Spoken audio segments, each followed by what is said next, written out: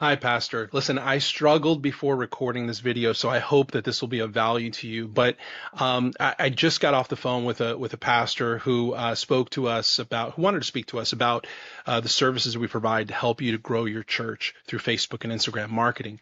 And the conversation started off. He wanted to not waste our time, which I was really glad that he did that because he wanted to let us know that he was not looking to spend any money in order to do that. And I want to just say that, again, as honest as the pastor was, it gave me a very quick glimpse. And this is, I want to say really quick, this is not a condemnation on small churches or on folks that might think that you don't have to spend any money to grow your church. I don't want you to feel this is a condemnation.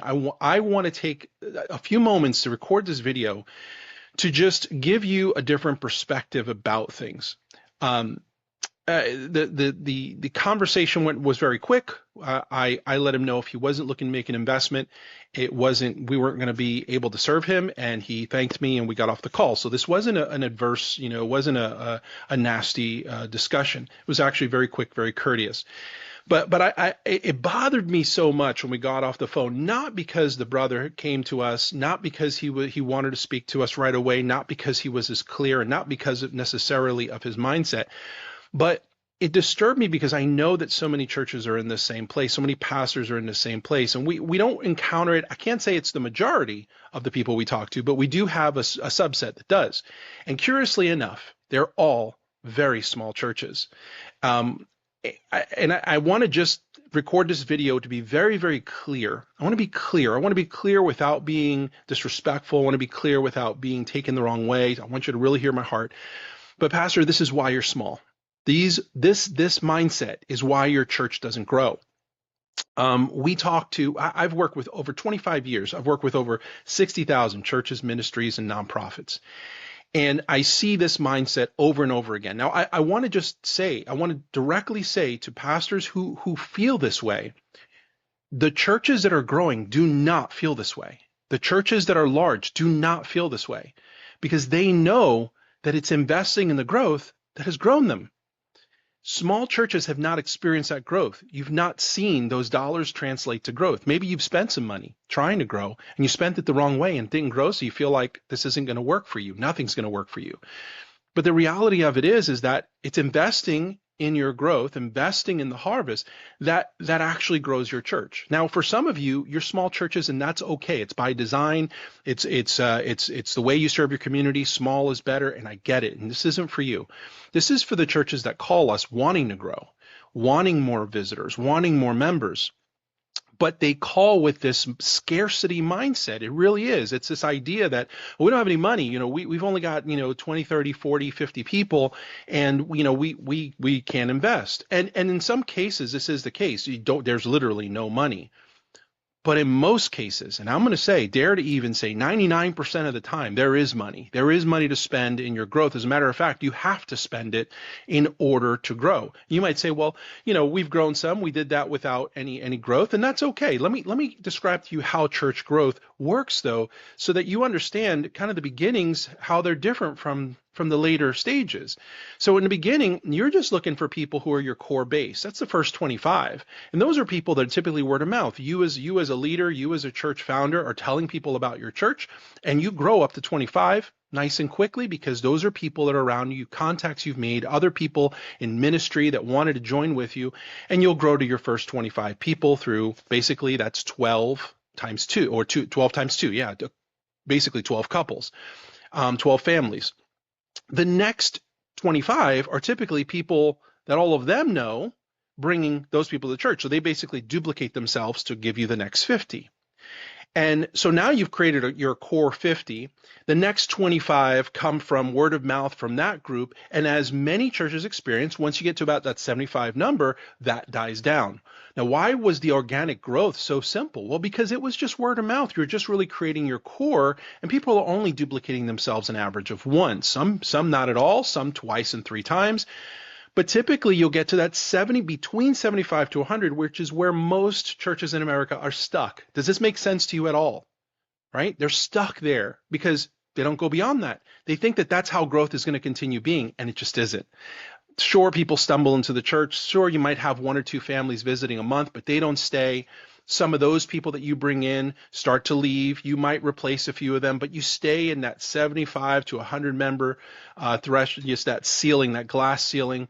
Some churches that I've talked to for 100 years. Now, I'm not exaggerating. I know churches that have been around for 100 years and are still at 30 members, 40 members, 75 members, 50 members. Do you see what I'm talking about? When you come to us and you want to grow, you want to break through that ceiling, it's because what you're looking to do is to expand your territory out to people who don't know about your church. It's a common question I ask. I ask two questions to churches. How many people are coming on a given weekend service? And then number two, how are you getting the word out about your church to people who don't know about your church? And most small church pastors will tell us either they're doing nothing, or they're doing things like outreach, which actually don't generate members at all. They're an extension of your church outward. Some of them will do events, but as they see, people will come for the event. They'll pack the church. Next Sunday, it's the same people showing up because people aren't there for the event. They're not there for your church. They're there for the event.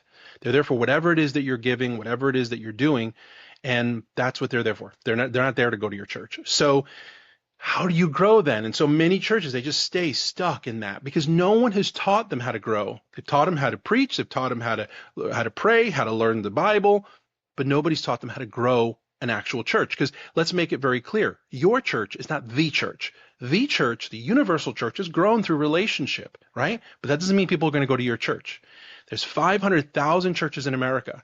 Why go to yours when there's churches in every corner, when there's churches all around you that they have a choice to? It's because people know about your church. It's because people are told about your church. It's because people get to know what your church is all about. They come and visit, and then they stay. And that's all done through, yes, advertising. This is why church signs are such a big deal, why it's important to have a Facebook page and a website and have ads up so people become aware of your church and they can make the choice to come and visit. If they don't know, the Bible says, this says it about the gospel. It says, how will they know unless someone tells them? If that's true of the gospel, how much more is that true about your church? Someone has to tell them. And that's what advertising is all about. It's not just word of mouth. It's advertising. It's putting things out. Some of you guys will do postcards, you'll do mail outs. I know a pastor, he spent 10 grand on mail outs, first service, 300 people. I mean, that's it. There was nothing else. I asked him, what did you do? That's all he did. $10,000 on postcard mailings around his area.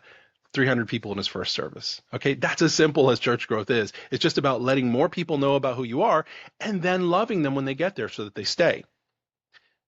Brothers and sisters, I want to make sure that again, this isn't taken the wrong way because I'm taking a great risk in recording this video. I want to let you know there are a lot of weird quirks about working with churches, and we have worked with so many thousands and thousands of churches over the last quarter decade. And there's some strangeness and there's some quirkiness, and sometimes there's some hardship in working with churches. Sometimes there's difficulty. But this main point that I'm giving you right now is exclusive to small churches. And it's why small churches are small churches. It's because they can't break out of that mentality.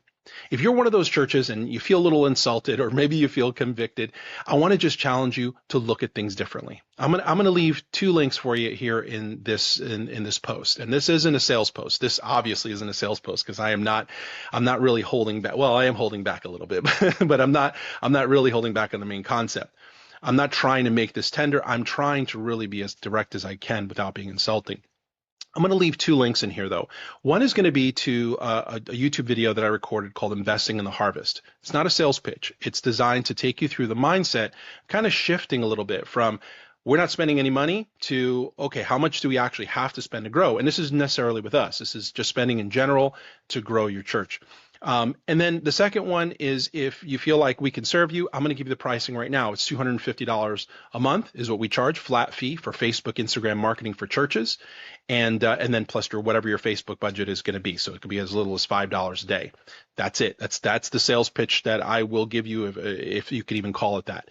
If you're interested in that, click the link and then, do as you will. But I want to make sure that first video you take some time to watch because it's going to take you through the reasoning why you need to be willing to and be ready to invest in the growth of your church. Pastors, if you're not willing to invest, I'm going to tell you, even if I offer the services for free, If you're not willing to invest in your own church, I wouldn't even provide the services for free because you're not willing to invest. Why should we be willing to invest in your church? We could be investing in somebody else's church, right? Who understands the value of what we bring.